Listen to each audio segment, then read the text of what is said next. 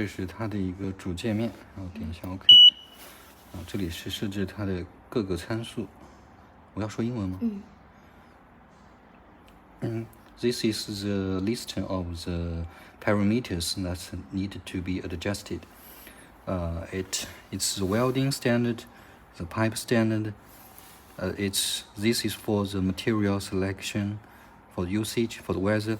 The most important is the welding standard and the pipe standard, and also the material. These three options are the most important. Let's go to the first one. This is welding standard. You can choose what is the suitable standard for your welding. We usually use this one. And this is to set the pipe information.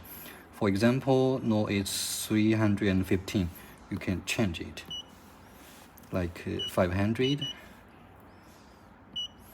And this wall thickness, like this is temperature. Usually it's 220. There's no need to change.